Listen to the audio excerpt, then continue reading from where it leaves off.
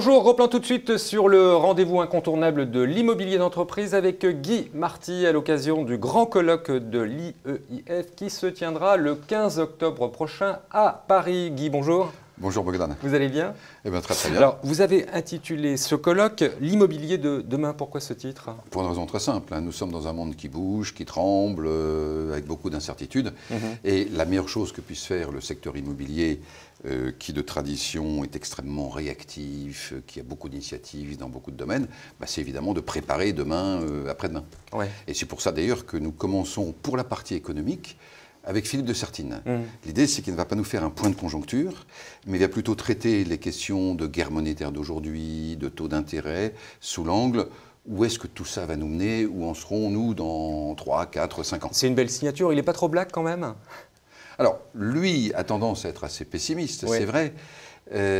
Maintenant, nous lui avons demandé de se projeter dans un avenir, oui, c'est ça le plus important. Et en espérant qu'on sera encore tous vivants à l'avenir. Il y a aussi un thème qui est intéressant, c'est le numérique et l'immobilier. Et c'est avec Joël de René. Oui, Joël de René a une idée très intéressante, enfin une vision très intéressante, selon laquelle on n'a encore rien vu.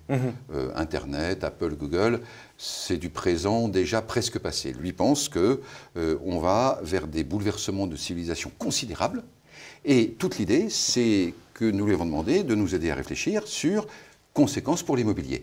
Donc il va d'abord intervenir, puis il va être en quelque sorte challengé par la nouvelle génération de dirigeants du secteur. Alors, on a la chance d'avoir Sébastien Bazin, le président d'Accor, qui va donc lui parler de comment il voit les grandes mutations de l'hôtellerie avec la civilisation numérique, justement, les concurrences nouvelles, etc. Mais aussi les Philippe Depoux, par exemple patron de Gessina, mais qui a créé un laboratoire, justement, de recherche sur que pourrait être le bureau dans 10 ans, dans 15 ans, dans 20 ans. Et puis, évidemment, Éric Donnet pour Groupama Immobilier, Laurent Fléchet pour Primonial, Barbara Corrieneghin pour Allianz. Donc ce sera vraiment très interactif.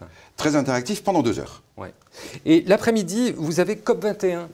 Tout l'idée, c'est l'immobilier à l'heure de COP21. Et là, on a quelques très bons spécialistes pour traiter ça, dont notamment Philippe Pelletier. Je rappelle juste un point.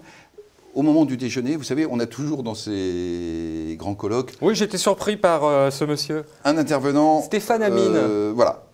Tous les intervenants parlent des sujets. Oui. Et on en a un qui parle de lui et qui nous donne l'histoire et l'aventure de son groupe. Vous savez que l'aventure d'Advenis, qui a repris donc Avenir Finance, qui a repris beaucoup de choses et qui est aujourd'hui un très grand groupe dans l'immobilier, dans le financier, qui va de la gestion à la distribution, on a trouvé que c'était intéressant qu'ils nous disent quelle est sa vision, quelle est sa stratégie, où va-t-il, quelles sont les clés de son succès. D'accord, ce sera un déjeuner intéressant. Je termine très vite. Vous allez aussi parler de l'immeuble Cargo.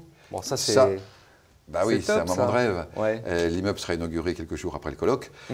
On termine toujours sur un architecte, une grande œuvre, etc.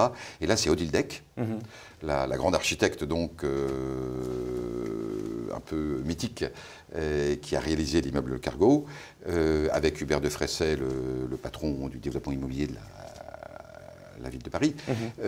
Toute l'idée, c'est que l'immeuble Cargo va être le premier immeuble consacré aux pépinières d'entreprise. Donc on est vraiment là dans l'avenir, dans l'accueil, dans l'immobilier, au service du fait d'avoir des jeunes entrepreneurs en France, des startups qui finalement s'installent en France, etc., etc.